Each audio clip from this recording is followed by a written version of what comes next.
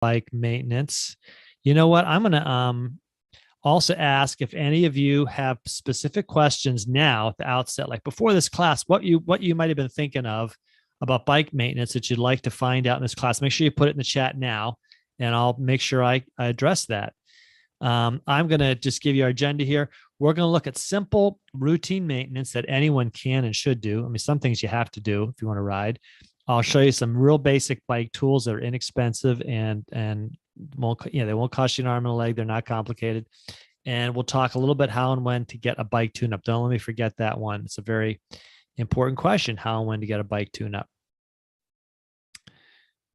All right. Here's a little fun fact. Did you know that bicycle sales were up last year from March to December, 60% over the previous year? That is awesome. If you were trying to get a bike last year or trying to get bike parts, you probably noticed it was hard. That's for a couple of reasons. One is that the supply chain got all messed up. And that's, if you're paying attention to the news these days, that's one thing you're hearing about constantly is the mess up of the supply chain. Same thing happened with bike parts. Almost everything on a bike is made overseas. They generally assemble them here in the US, like they bring in the component parts. But anyway, sales were up. That's because people were at home and they could ride bikes. They weren't going to gyms. Oh yeah, I forgot to mention there was import tariffs from the year before. That was a real big factor in it as well. By the way, this is an e-bike. And if you want me to explain e-bikes at the end, put that question in the chat. I'll come back and give you a little primer on e-bikes. Well, let's just ask, what types of maintenance are you all familiar with? Go ahead, unmute yourself, just say what it is, or you can write it in the chat if you don't want to mute yourself. What kind of maintenance you're familiar with doing now, like changing a flat tire or putting air in the tire. Nancy doesn't know. I can put air in my tires. That is the simplest, most important maintenance you can do. A lot of us forget about it. There's nothing worse than getting all excited, ready to go out on a ride, and you discover that your tires are low and you haven't got a pump, or you discover your tires are low and one of them's flat. That's equally distressing. Nancy doesn't know anything. So Nancy K. So I've got a lot we can learn today in this class. Great. And again, any kind of bike maintenance y'all familiar with? You can say it. You can put in the chat. I can't even fill the tire because it gets so hard. Like I have to put all my body weight on that pump, and it just, my husband had to bring home an air compressor. And it's like, I still have trouble with, an easy way to fill the bike tire. So actually in the chat, I asked you about, maybe you can have a chance to talk about those tires that don't need air they make. Like they're those. I can talk about those. I don't recommend them unless you're like in a city where there's glass. Like my daughter lives in Brooklyn and she says there's so much debris on the roads, but there's a way around that. Good question. I'll talk to you about tires because that's the very first topic. Tire pressure is the first thing you need to keep in mind.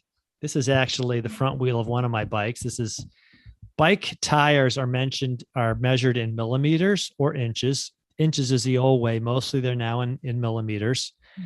The tire on the front wheel of my bike is a 42 millimeter tire. It's fatter, but by today's standards, they're plenty fatter than that. And a lot of mountain bike tires are fatter still. My wife has a comfort bike that has like a 55. It's huge, 55 millimeter, 2.5 inch tire. First of all, you want to know how much to put in there. Well, you do need to have a gauge to know how much pressure there is, and I'll show you how to find that. But to know, first of all, how much to put in, the proper minimum and maximum pressure is written on the side of the tire, okay? This one you can't read very well, but it says pressure 25 to 50 PSI. So in the US, we use pressure pounds per square inch, PSI. And I can show you how you measure that with the tire pressure gauge. So if you put too much air in a tire, you can, it'll blow. If you have too little, you can damage the rim, you can damage the tire and tube. So a lot of stuff can happen if you get too little air in there, but it's on the side. Sometimes you have to hunt around for it because there's a lot of information written on the side of tires. So make sure, usually the brand of the tire, they write on there the size of the tire. And then there's the minimum and maximum pressure. And there's also sorry, back up one. There's also, similar to PSI, is something called BAR, which is what they use in the rest of the world for tire pressure. So this is 1.5 to 3.5 BAR. I think that's barometric pressure or something like that. If you're going to pump your own tires up, and I recommend everyone they should have one of these. It's a pump with a gauge. Okay. It'll tell you how much you're putting in, how far you've got up. It'll even tell you how much is in there now. Avoid using a gas station pump. I still can remember in high school, when I was a kid, the way to check tire pressure was you squeeze the tire, see if it felt hard enough, you were good. And I remember getting my first 10-speed bike. I think it was a 10-speed bike. It might have been one I had before that. I rode down to the gas station and I filled it up, and the tire was real hard. And I thought, that tire is good. And I sat on the bike, took one stroke of the pedals, and kaboom, with the loudest noise, my tire blew. I'd way overfilled it and I didn't know it. Even in more recent years, I was on a 100-mile ride, a charity ride, and somewhere in the middle, I got a flat tire, and I have a small hand pump that is, it's real small. It's like 6 inches long. It fits in the back pocket of my bike jersey. And I pumped up my spare tube with that, and I over pumped it. I wasn't paying attention because I just kind of felt it out. Do I need more tire now? And I blew my spare. Then I was really in trouble. I only had one spare. But get one of these. This is a Bontrager model. There's just lots of them. You can buy them in bike stores. You can buy them online. They cost anywhere from $30 to $100. You don't have to spend $135, $40. Will get you a really good pump. It's worth it. The better pumps, the reason you want to spend a little bit more and get a good pump is that this thing right here that fastens on your valve is important to you. When you're maintaining your tires and you want to put air in, it's important that you know what kind of valve you have. And there are two kinds of valves out there. One is called Schrader, and the other one is called Presta. So if you're my age, meaning you're over 60 or even over 55, you'll remember these were the only kinds of stems there were when we were a kid, Schrader valves. And you sometimes even had to screw when the old pumps, you had to even kind of thread the pump onto it, because the inside of the valve right here is a little pin that you push down that opens the valve.